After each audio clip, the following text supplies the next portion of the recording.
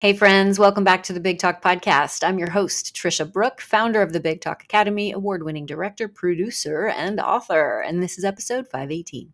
Today, I am so excited to introduce you to real-life superhero Giovanni Marsico.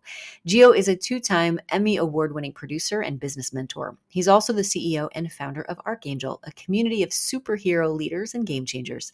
Together, his community is making the world a better place through mission-driven entrepreneurship and philanthropy. Every year, Gio hosts the Archangel Summit, a large-scale fundraiser for entrepreneurs.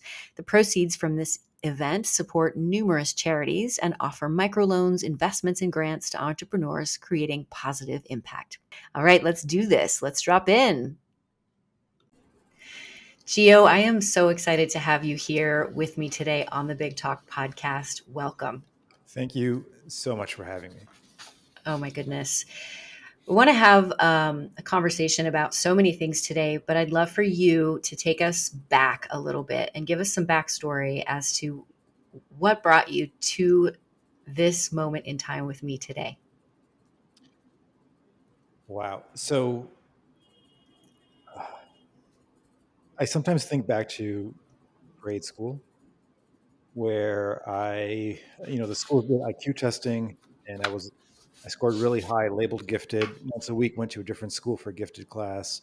And then when I came back to my regular class, I was bullied for being smart and hated the word gifted. And then in high school, discovered comic books. And back then it wasn't as cool as it is now. So those of us who were into superheroes did it almost in secret. And I remember finding my first X-Men comics. And on the very first page I opened, it said Xavier School for Gifted Youngsters. And there was that word I hated, but now it meant superpower. And the idea of the X-Men, for someone who doesn't know, is there are these people who have these things that make them stand out that they hate. They think it's a curse. Uh, and yet they meet this group of people who tell them, no, it's not a curse, it's a gift. And if you harness the gift, it becomes a superpower and you can use it to impact a lot of people. And that those comics changed my life in high school because it made me feel, wow, I have a superpower. There's something special about me. And I used to joke in high school that when I grow up, I want to lead a team of superheroes. And that's what we do now. So we are a global community of people who have a gift that we're sharing with other people to create impact. And that gift is often our voice, our message, the service we provide, the wisdom we share, our expertise. And I still pinch myself that I get to do things today that I dreamed of as a kid that I thought were fiction. Oh my goodness. How do you define fiction then versus reality now? I have a very blurred line because when I think about dreaming of the future, for example, or even someone who's setting a goal, anything that isn't in the present is fiction. It's using our imagination. I think the challenge is a lot of adults. So I'll speak to a lot of adults and I'll ask them the question: are you as creative today as you were as a kid, or do you use your imagination as much today as you did when you were a kid? And almost everyone says no. And I say, I'm going to challenge you on that because I actually think you use your imagination just as much, except you call it stress and you call it anxiety. And my intention is that we all think about the future in different ways, often with a negative perceived outcome. And when that happens, we think of it as anxiety or stress or something to worry about. And yet it's not real. We're using our imagination. So what if we turn that around and use that imagination muscle that we have trained really well to imagine a positive outcome, especially one that impacts other people? And what could that look like? We're doing it anyways. We might as well switch it around. I love that. And our brains are so wired to imagine the worst case scenario. It's just what we're wired to do. Right. So when you think about retraining your imagination or your thought process, what's your personal methodology behind doing that? It's a skill. It's a skill to practice. So when something happens, when I feel anxiety bubble up, I actually pause. I visualize a stop sign first, and that's my sort of cue to take a beat, take a pause, and ask, what's the opposite of this? Because no matter what you're thinking could happen, the opposite is true. They're both true. It's just where do you put your energy? And if you put your energy on a positive outcome, you have a higher probability, or at least possibility, of that outcome happening. Right. What you think is true. Yeah. You are truly an influential voice, Gio, and I am so honored to be in your community of superheroes. And I also have been watching more than one time your newest feature film, Dreamers. And I would love for you to talk a little bit about that. And before you do, I want to just share that there were three quotes from the film that I want to just highlight that stand out for me. And they are: in an ordinary child is an extraordinary dreamer. A dreamer is a unicorn, and it's our mission to have dreams for others. And for everybody who's listening and watching, there's a million other amazing quotes and so much inspiration and superhero goodness inside of this film. But those things stood out for me. And the other part was community. Can you talk a little bit about your desire for making this, how it came to be, and what it means to you? For sure. So if you asked me back when I was in high school or as a kid, what are your favorite things? I would have said superheroes, like comic books and movies. And pre-pandemic, for 10 years, and I don't know if you know this, but once a week on a Friday, I go by myself to a movie theater to watch a matinee film, whatever came out that Friday. And it's part of my creative process. It's part of my um, self-care to do this. And I've been obsessed with film forever. I'm not part of that world, or at least now I kind of am. But in 2019, a very good friend of mine, Nick Nanton, who is also in our Archangel Council group with you, reached out saying, I've done a bunch of films. I've done 50 or more. We've won some Emmy Awards. Do you want to do something together? And he didn't know that it was a lifelong dream of mine to be a movie producer. So I said, absolutely. And I said, but I don't want it to be tension or drama. I want it to be uplifting and motivational and inspirational to a lot of people. And so I came up with the theme Dreamer um, with the intention that there are people who are real life superheroes, because we can all love Spider-Man and Iron Man, but what if younger people had real people to look up to? I want to tell those stories of people who've had a big dream but have actually executed on it to make it happen, to impact a lot of people, and a bunch of different diverse stories. And that's where the idea came from. And I I'm still blown away by how it turned out. And it's won 3 Emmy Awards, and it's now on Google and Apple and Amazon. Right. And we'll put a link in the show notes for everybody so they can watch it. And I just want to highlight, you say you're sort of in the movie producing business now. Well, if you're not watching this, you might not see the Emmys that are directly behind Gio, which means you're definitely in the movie producing business. Yeah, thank you. You're welcome. Gio, you have such a special gift for not only connecting people, but also creating the most incredibly inspirational events. And I've heard you speak a lot on other podcasts, and just knowing you on the importance of relationship building and how you you really take to heart the truth and the authenticity, if I may use that word, in building relationships. And I just want to highlight that and also ask you to talk about it a little bit, because there's so many ways to build relationships that are superficial, and the way you choose to build relationships is extremely profound and deep and special. Well, thank you. I'm thinking back to 4 or 5 years ago where I had a profound moment because I was working with this woman, Lisa, who was an expert in um, uh, understanding your gifts or your strengths. So there's the Strengths Finder test, and she's an expert in that kind of thing. And she was going through everything. And she said, do you realize how good you are at connecting people? And my challenge with it is that I love doing it. I love making connections, making introductions, and they're very intentional, and I have a whole process around it. But I just thought it doesn't stand out. I just figured, but it's like breathing. We all breathe. I'm not special because I breathe. And I assumed that because it came so naturally to me, that it must come naturally to everybody. And it was at that point I realized, wait a minute, maybe it doesn't. And maybe this is part of my thing. Maybe this is one of my gifts. That what if I actually strengthen this muscle and turn it from a gift to a superpower? And then I thought, I think we all have these kinds of things that are different and make us unique, right? So for me, I have this now skill of being able to see people who are aligned either with me or with each other, or to see someone who needs something that will bring them further down their path, and to be able to connect them with a resource or another person. And I love doing that. And it's a form of giving, and it's also um, deepening the skill set of connection.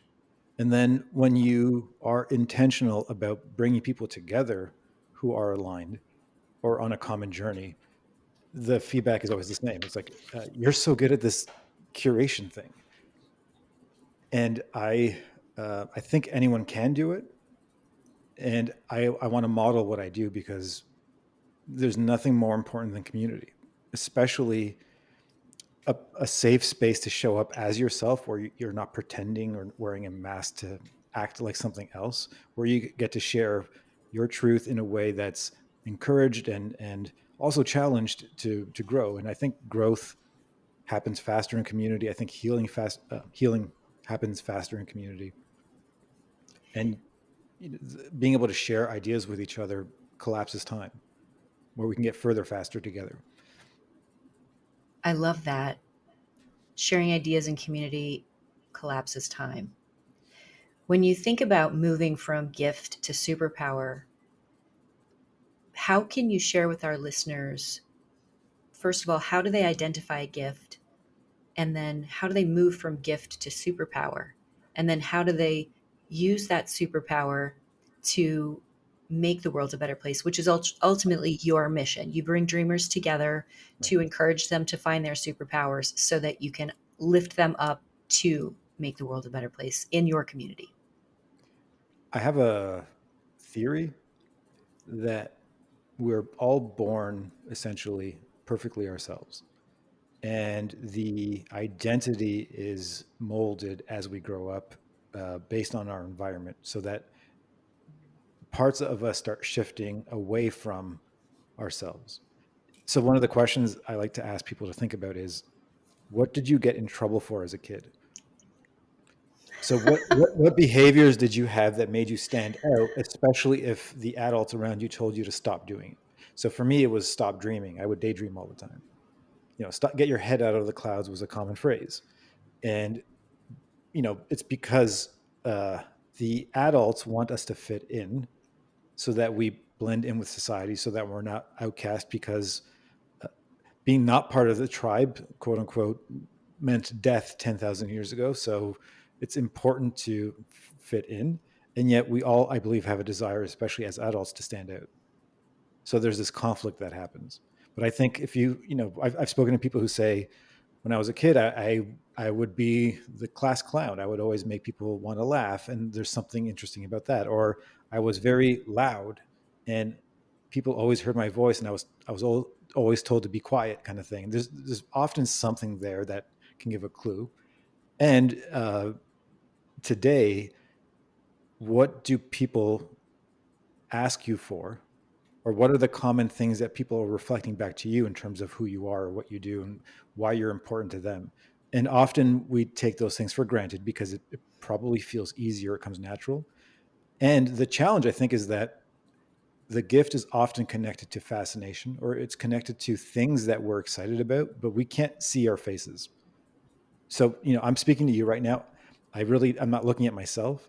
You may bring up a topic that lights me up, and then my expression changes, and it's looking for those clues, or to ask the people around you, to tell you when you're lit up, because that will give other clues as well. And then once you start identifying what the things are, treat it like any skill. Meaning, I think learning a musical instrument, you have to practice it. So you have to learn it. And it's not just about reading a book; it's about actually doing the thing over and over again. So there's that component to it, uh, and I think um, exposure to the activity creates capability, which eventually leads to confidence. And as the confidence grows, you'll want to do the thing more and more. It's probably similar to speaking on a stage, right? So the first time, uh, and anyone you're training, the first time may be very challenging because it's novel and it's a new experience, and there's the extra anxiety of not knowing what to expect. The 100th time you're on a stage, chances are you still may feel butterflies or that feeling because it's important to you, but you're not nervous about stage presence or those kinds of things because you've done it so many times. Right. You move into a competence confidence loop, but also you've trained your body to realize that you're not going to die Right. or faint or fall. And so there's that trust that you're building up. So I think what you're saying makes sense because it's you're building self-trust ultimately. Right. When you think about you as an influential voice and you being the leader of your movement of superheroes, gifted superheroes changing the world, how do you embody what that means to be an influential voice? Is it something that you're conscious of? Is it something that you fully take on the responsibility for? I would love to know how you feel about that, Gio. I think I've actually struggled with this in the past. And I think there's been a shift in the past, even 12 to 24 months, where I'll start by saying, speaking as an entrepreneur for a second, your business only grows as much as you do. And there's a direct connection between personal evolution, personal transformation, personal growth, and business growth. And there's also a connection between personal maturity and business maturity. And I feel like uh, the more I've matured emotionally and across the board in different ways, the more it's allowed me to do the same on the business side, which means taking on more responsibility. And again, direct correlation between maturity and responsibility.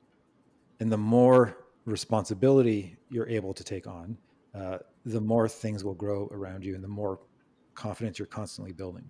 So that I'm at this place now where I don't want to hide as much. I used to want to hide in the past, and part of me was labeling myself as introverted. Actually, I'm not sure about that anymore. I think that was just part of the persona because I love being around people, and I think the hiding was from probably childhood painful memories or trauma type stuff that now this year is really more breakout for sharing my voice and raising my voice and doing a lot more public things. I'm so glad to hear you say that because you're so natural on stage and you're so generous on stage and you're so unaffected. And I have a lot of speakers who come to me who have trained a long time and they have all of these bad habits that we have to break down. So you're like this beautiful blank canvas of just humanity when you walk onto stage. Anybody who has an opportunity to go to one of Gio's events or to join his community, it's remarkable. I highly recommend it. Of course, we'll put all these links in the show notes. Thank you for sharing that.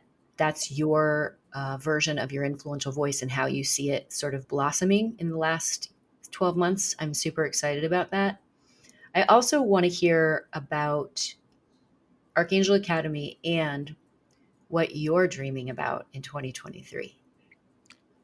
Well, the big dreams for this year. So we're starting. We've started production on our second film. It's called Hero, and that will release in October, or at least we're doing our premiere at our big summit event, which is October 12th and 13th. Um, and then what I want to do is a film every year that's connected to our in-person events, so that there's synergy between the two, and that way as the events grow, the films grow, and everything kind of grows together, and we become a bigger platform for the voices of the members in our community. Mm, That's what I'm most excited about. that's amazing. That is so amazing. And when you envision your community growing, what does that look like? Well, we have memberships that, like Archangel Synergy and Archangel Council, that you're in. So there's those memberships, and then there's the bigger community of people who are in the audience, people who follow us. I want to create a lot more, I'll say, free content, especially on YouTube, where I'm teaching. So essentially, a school that's free on both business development and personal development. One of the things that our audience may not know is that you donate, I think it's most of the proceeds from your events to charitable foundations and to charity.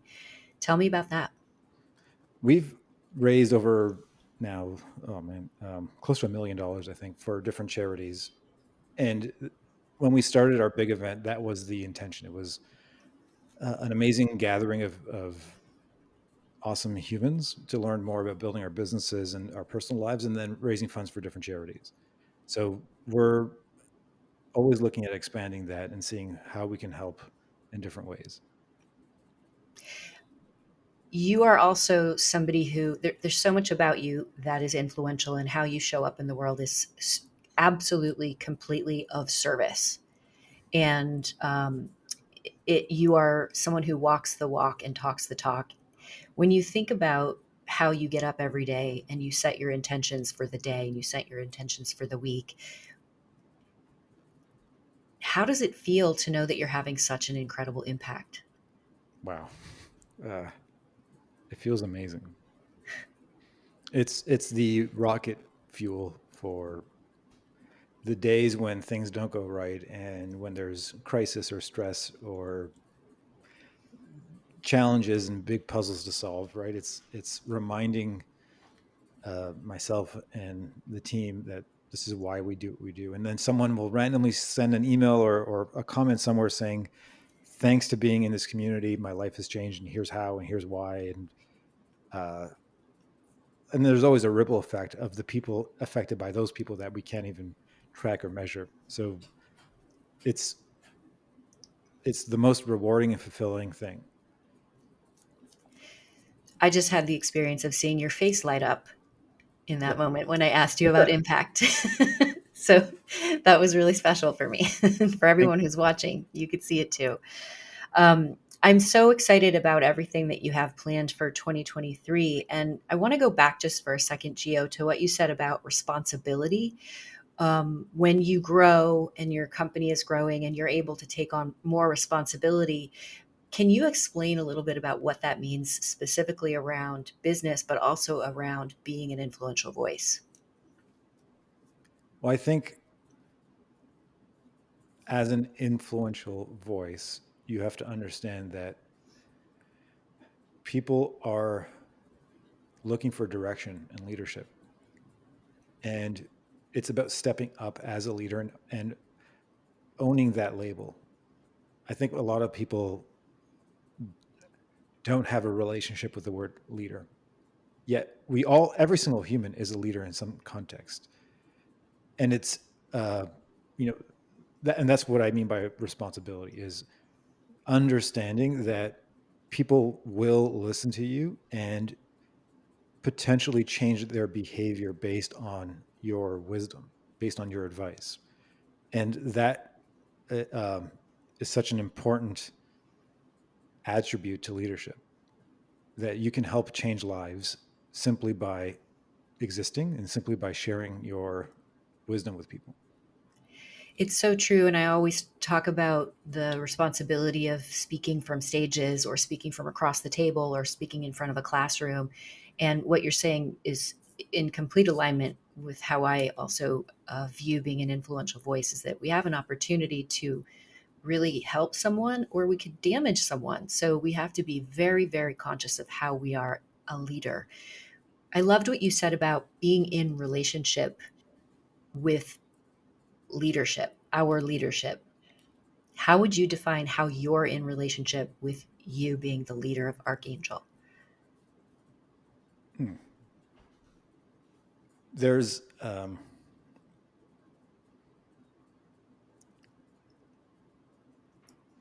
okay, so I'll share one thing I do that is for some people amazing. For other people, they think it's a little wacky.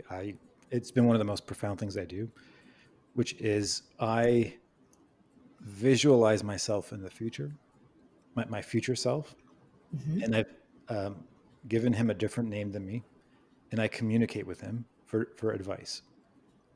So he's my guide, especially when I don't know what to do, and there's so much uh, wisdom in this process.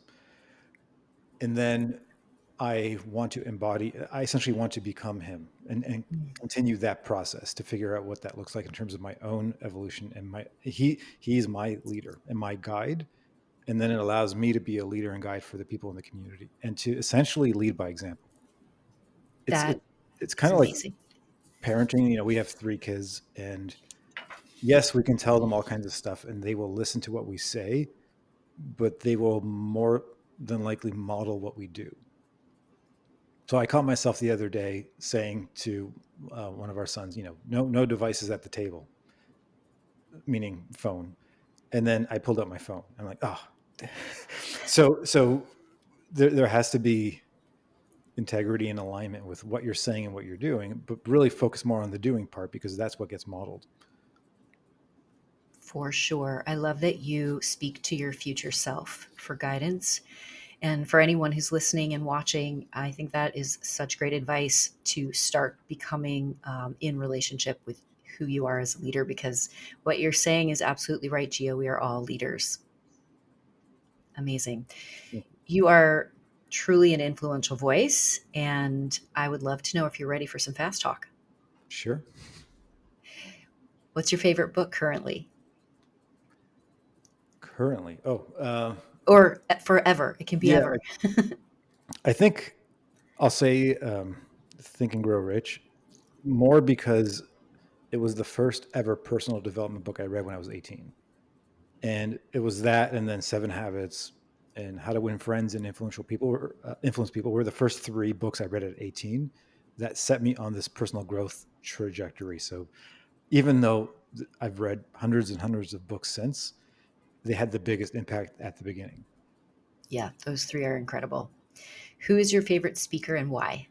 That's the hardest question to ask an I event. know. I know, because they're all your favorite. It's hard. I thought about this. I think the speaker. Well, so I have. Can I say two? Is that cheating? You can say two.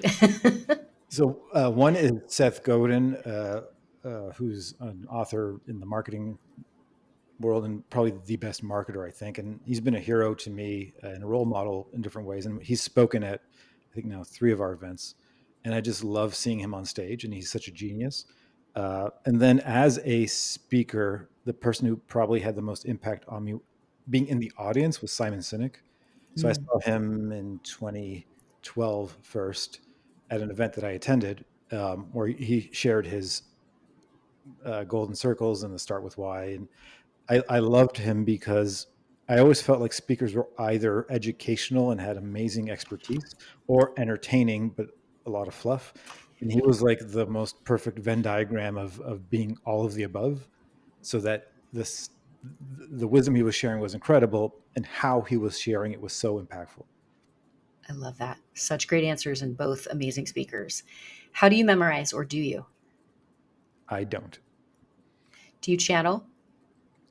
Well, what I do is I'll come up with a sort of like a table of contents that I work on, and then if it's a little bit different for me as a, let's say, event producer. So I'm speaking at my own events, and then I'll use trigger bullets uh, to remind me of the next phase or segment. So that's kind of my process for memorization.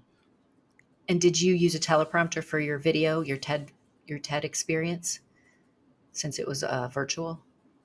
Yeah, I did. Yeah, I mean, you did a great job with that, by the Thank you. way. Yeah, Thank for sure. What do you do the day before you step onto your stage? at your events? Again, I'm such a weirdo with this stuff that, for example, people will come up to me at an event with thousands of people saying, "Why aren't you anxious? Why are you so calm?" And it's because I've done hundreds of events, and I have an amazing team that I know will execute. So I'm not. Things will always go wrong. There's always fires to put out, and yet I can stay in my zone because I'm there for the people. So and even before I get on stage, I'm calm, which is a weird thing.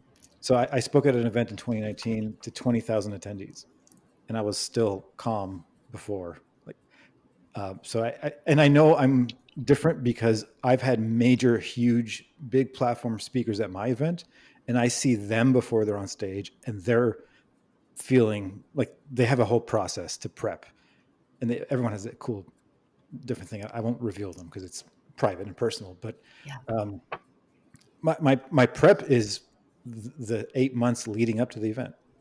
It's the Yeah. dreaming of the big thing, and then I get excited when it's coming to life. So um, that's my version of prep. Love it. Amazing. And what podcast are you currently obsessed with?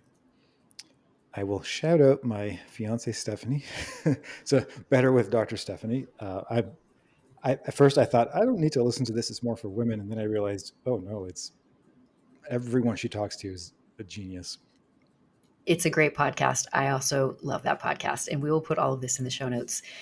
Gio, thank you so much for being a featured guest today on The Big Talk. Where can our listeners get in touch with you? I think Instagram is the best right now. Amazing. Everybody, thank you so much for dropping in. Gio, it's such a pleasure. You are such a superhero in the world and to me, and I appreciate and love you. Thank you. And for those of you who are watching and listening, thank you so much for your time and for spending time with us today. If you're watching on YouTube, hit the subscribe bell and notification button so that we can make sure we get you all the newest videos. And remember, everybody, hit me up on Instagram, say hi, share what you loved about this episode. Definitely follow Gio on Instagram and get in touch with him. Your voice matters, everybody. Big love.